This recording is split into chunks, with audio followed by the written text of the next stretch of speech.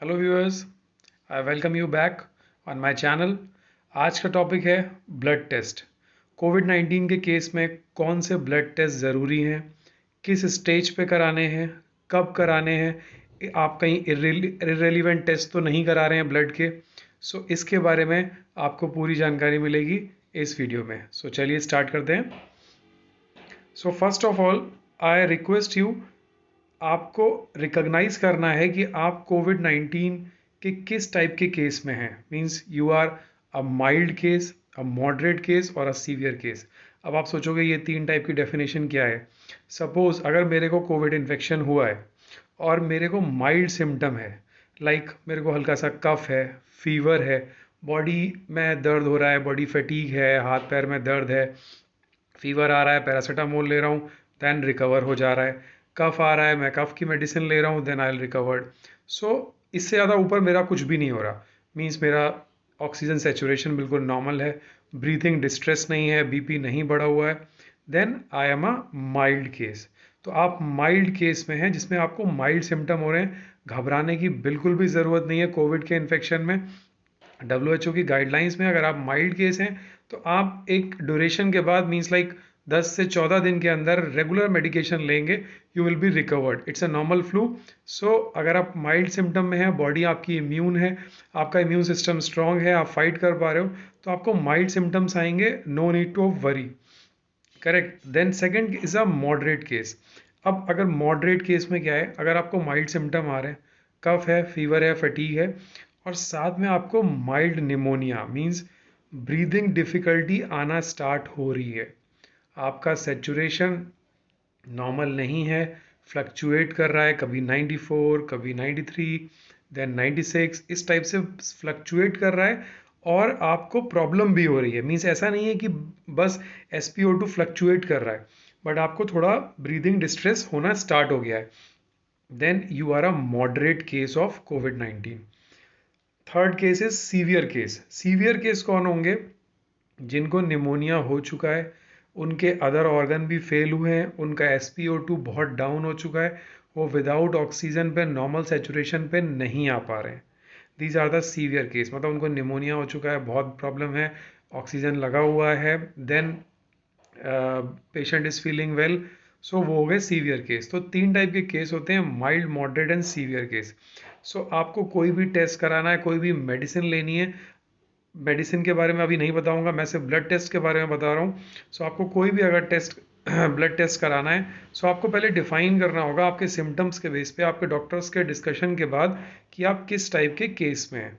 उन्हीं के बेसिस के आपका टेस्ट, ब्लड टेस्ट डिसाइड होगा। चलिए देखते हैं कि किस लेवल में कौन से टेस्ट रिकमेंडेड है।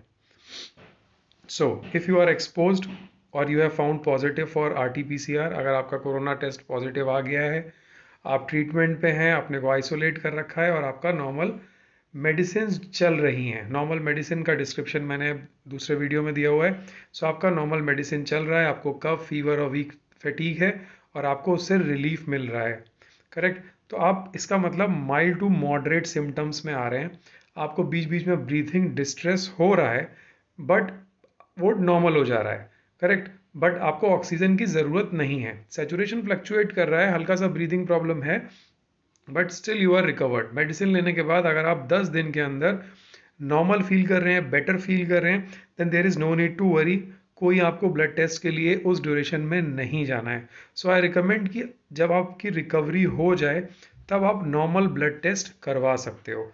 नॉर्मल ब्लड टेस्ट में CBC, LFT, RFT, CRP, ESR, red cell distribution, ये आपका CBC में आ जाएगा, ब्लड ग्लूकोज, ये आप नॉर्मल टेस्ट करा लो, सिर्फ ये देखने के लिए कि आपने जो मेडिकेशन लिया था, बिकॉज आपको कोरोना वायरस के इन्फेक्शन से कोई नहीं बॉडी में हार्म हुआ होगा, नॉर्मल फिजियोलॉजी होगी, but still for a safer side आप ये टेस्ट करा सकते हो, जिससे आप ये देख लो कि आप उस मेडिसिन से आपका liver, kidney and blood profile normal है। करेक्ट। तो ये उन लोग के लिए हैं जिनके माइल्ड टू मॉडरेट सिम्टम्स हैं। अब बात आती है जिसके मॉडरेट टू सीवियर सिम्टम्स हैं, मींस उसका SpO2 लेवल डाउन हो रहा है, 94 हो गया है, 93 हो गया है, उसको रेस्पिरेटरी डिस्ट्रेस हो रहा है, कफ हो रहा है, फीवर परसिस्ट रह रहा है, मींस लाइक अभी 3-2 दिन पहले उसने पैरासीटामोल लिया, देन टेम्परेचर कंट्रोल हो गया, एंड टेम्परेचर कंट्रोल होने के बाद 4-5 दिन के बाद अगेन टेम्परेचर आ गया. So this is not a normal function. This is not a normal physiology of COVID. That means the virus is going to harm you. So आपको कुछ ब्लड टेस्ट फिजिशियन सजेस्ट करेगा, because ये देखने के लिए कि virus की वजह से कुछ बॉडी में आपके एबनॉर्मल चेंजेस तो नहीं हो रहे जो कि आगे जाके प्रॉब्लम करें. तो उस केस में जो पुराने टेस्ट थे, CBC, LFT, RFT, CRP, blood glucose and ESR, इनके साथ कुछ ऐसे एडिशनल टेस्ट हैं जो कि ये दिखाएंगे, जो ये एक कुछ बायोमार्कर्स हैं कोविड के. सो इनको देखने से ये पता चल जाएगा कि कोविड की वजह से बॉडी में किस लेवल का इन्फ्लेमेशन हुआ है, वो सेफ है कि नहीं, किस लेवल की मेडिसिन स्टार्ट करनी है, सो दैट कि आगे किसी ऑर्गन में फेलियर ना हो, कुछ इन्फ्लेमेटरी चेंजेस ना हो, कुछ कार्डियक अरेस्ट ना आए. तो कुछ जो इम्पॉर्टेंट टेस्ट हैं specific to covid, these are IL-6, ferritin, procalcitonin and D dimer. ये आपने मोस्टली नाम सुना होगा. डी डाइमर टेस्ट किया जा रहा है, IL-6 किया जा रहा है. इसके बारे में अभी हम देखेंगे कि ये क्यों किया जाता है और इसका इम्पोर्टेंस क्या है. सो ये हुए मॉडरेट टू सीवियर केस के सिम्टम्स में कौन से blood test specifically to Covid recommended है. नाउ अब बात आती है सीवियर सिम्टम्स में. मींस इररिस्पेक्टिव ऑफ आपका कोविड टेस्ट पॉजिटिव आया, नेगेटिव आया, बट आपको टिपिकल कोरोना के सिम्टम्स हैं, आपका SpO2 लेवल डाउन है, फीवर परसिस्ट है, रेस्पिरेटरी डिस्ट्रेस है, you are not able to take, आपको सिलेंडर लगा हुआ है बिकॉज बिना ऑक्सीजन के आपका सेचुरेशन नहीं पहुंच रहा है, means you are a severe case. मतलब वो पेशेंट वेंटिलेटर पे भी जा सकता है, ICU में भी जा सकता है. सो उनके ब्लड टेस्ट के अलावा कुछ और इन्वेस्टिगेशंस हैं जो डॉक्टर सजेस्ट करेगा. तो मैं यहाँ पे आपको जस्ट उसका नेम बता रहा हूँ. CBC, LFT, RFT same correct, ECG, CXR chest X ray, ABG, NX swab test regular होता है 0, 7 और 14 डेज में. PT-INR टेस्ट ये प्रोथ्रोम्बिन टेस्ट है, इससे ये दिखता है कि आपका कहीं ब्लड में क्लॉटिंग तो नहीं स्टार्ट हो रही है, ब्लड में कुछ ऐसे फैक्टर तो अप डाउन रेगुलेशन नहीं हो रहा जिसकी वजह से कुछ क्लॉटिंग हो जाए और कार्डियक अरेस्ट आ जाए. CRP प्रोकैल्सिटोनिन अगर अवेलेबल है देन वो भी सजेस्टेड है. Then D dimer test, D dimer जो भी आपको पीछे बताया, ट्रोपोनिन, ब्लड और एंडोट्रैकियल टेस्ट. ये टेस्ट सीवियर सिम्टम्स में है. इसके अलावा और भी इन्वेस्टिगेशंस हैं जो डॉक्टर्स रिकमेंड करेगा because that was a typical severe case of Covid.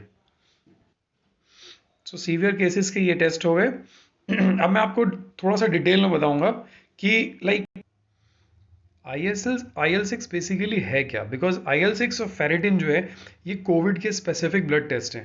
सो मैंने अपने प्रीवियस वीडियो में बताया है कि जब कोई इन्फेक्शन होता है, मीन्स लाइक बैक्टीरिया का या वायरस का, जब अटैक करता है तो बॉडी का इम्यून सिस्टम एक्टिव हो जाता है और इन्फ्लेमेशन स्टार्ट हो जाता है. तो कुछ साइटोकाइंस रिलीज होना स्टार्ट हो जाते हैं, pro inflammatory, anti inflammatory, depending upon the infection. So IL-6 एक की मीडिएटर है इन्फ्लेमेशन का, और ये कोविड के केस में देखा गया है कि ये इतना ज़्यादा बढ़ जाता है and that is not good for health. Even mortality cases inflammation की वजह से बहुत ज़्यादा रिपोर्ट हुए हैं. दिस इज़ द रीज़न कि डॉक्टर पता लगाना चाहता है कि बॉडी के अंदर कितना इन्फ्लेमेशन है, बिकॉज अगर इन्फ्लेमेशन ज़्यादा हो जाता है तो एक के बाद एक पैरामीटर्स, इन्फ्लेमेटरी बायोमार्कर्स डीरेंज्ड होने लगते हैं और उनको कंट्रोल करना मुश्किल होता है. तो IL-6 और फेरेटिन दोनों ही एक तरीके से इन्फ्लेमेटरी बायोमार्कर्स हैं. इम्यून सप्रेसेंट दिखाता है कि ये कितना आपका इम्यून डिसफंक्शन हो चुका है. सो ये जब साइटोकाइन स्ट्रॉम आता है तो IL-6 बढ़ जाता है. सो उसके लिए आपको स्टेरॉइड्स दिए जाते हैं, तो इसीलिए IL-6 और फेरेटिन टेस्ट किया जाता है. सिमिलरली प्रोकैल्सिटोनिन, ये एक आपका हार्मोन होता है कैल्सिटोनिन, ये एक अमीनो एसिड प्रिकर्सर है, और कोविड के केस में ये देखा गया है कि ये 5 फोल्ड ज़्यादा बढ़ जाता है और सीवियरिटी मीन्स मॉर्टेलिटी का रिस्क भी बहुत बढ़ा दे रहा है. तो pro calcitonin is also a biomarker specific for Covid. D dimer क्या है इसको थोड़ा ध्यान से देखिए. डी डाइमर इसीलिए इतना फ्रीक्वेंटली कोविड के पेशेंट्स में कराया जा रहा है बिकॉज आप इन्फ्लेमेशन तो आप एक मेडिसिन से या स्टेरॉइड से रोक सकते हो, बट अगर डी डाइमर बढ़ गया तो क्या होगा उस पेशेंट में. मैं पहले आपको बताता हूँ डी डाइमर है क्या. ये एक फिब्रिन डिग्रेडेशन प्रोडक्ट है. जब ब्लड के अंदर क्लॉट बनता है। ये आप पिक्चर देख रहे होंगे, ये ब्लड के आरबीसीज हैं और ये क्लॉट बन गया है। तो जब वो क्लॉट बनता है तो बॉडी के पास इतने फैक्टर्स होते हैं उसको डिसॉल्व करने के लिए। जो क्लॉट बनता है और डिसॉल्व हो जाता है, डिसॉल्व नहीं हो पाता है तो एंटीकोगुलेंट्स आपको इंजेक्ट किए जाते हैं। जब ब्लड क्लॉट डिसॉल्व होता है तो ये जो फिब्रिन डिग्रेडेशन प्रोडक्ट है ये रिलीज होता है, ये एक प्रोटीन्स होती हैं, ये रिलीज होती हैं। कोविड के पेशेंट में उनके ब्लड एनालिसिस में ये देखा गया कि डी डाइमर का लेवल बहुत बड़ा हुआ है। उसका मतलब क्या हुआ, आपके ब्लड के अंदर क्लॉट बन रहा है और डिसॉल्व हो रहा है। व्हाट डज दिस मीन्स आपके ब्लड की क्लॉटिंग टेंडेंसी बढ़ चुकी है। दिस इज़ वेरी रिस्की, मतलब वो कहीं भी क्लॉट हो सकता है।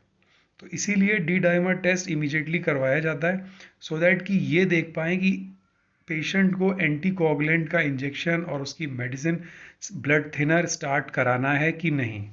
क्लॉट फॉर्मेशन नहीं होना चाहिए ब्लड के अंदर। अगर डी डाइमर का लेवल बढ़ रहा है तो that is not good for health. ये भी एक मॉर्टेलिटी का बहुत इंपॉर्टेंट फैक्टर है जो कि रिपोर्ट किया गया है। जिन केसेस में डेथ के केसेस में मॉर्टेलिटी रेट ज़्यादा है, जहाँ पे उनका जब ब्लड टेस्ट हुआ तो ये देखा गया कि डी डाइमर प्रोकैल्सिटोनिन का लेवल बहुत हाई मिला। ये कुछ टेस्ट के क्लासिक फुल फॉर्म्स हैं जो मैंने मेंशन किए पीछे। ECG, CRP, SC, RFT, LFT, that is renal और लीवर फंक्शन टेस्ट। ना मैं आपको कुछ रिपोर्ट्स दिखाना चाहता हूँ जो कि अभी मेरे पास हैं, जिसमें इंटरल्यूकिन 6 जो मैंने आपको बताया इन्फ्लेमेटरी मार्कर है, साइटोकाइन है, उसका लेवल और कहाँ कहाँ तक जा सकता है। देखिए इसकी नॉर्मल रेंज जो होती है that is less than 7.5 picogram पर ml। आप ब्लड टेस्ट है, ब्लड आप सैंपल देंगे, then you will get the report. तो नॉर्मल रेंज जो है दैट इज़ लेस देन 7.5। ये पेशेंट्स की कुछ रिपोर्ट्स हैं। अगर आप यहाँ देखो 64.9 किसी के पेशेंट में मिली है, these are positive Covid cases. 91.5, और ये जो मैं रिपोर्ट आपको तीसरी दिखाना चाह रहा हूँ, this is means like alarming figure. ये वैल्यू मिलना it's means like very much, आपको बहुत ही रेयर केस में मिलेगा। ये टिपिकली शो कर रहा है कि बॉडी के अंदर इन्फ्लेमेशन बहुत ज़्यादा बढ़ चुका है, IL-6 का लेवल बहुत बढ़ गया है। ये वैल्यू आई है 1800 अराउंड, 1800 पिकोग्राम पर ml, और नॉर्मल रेंज होती है लेस देन 7.5।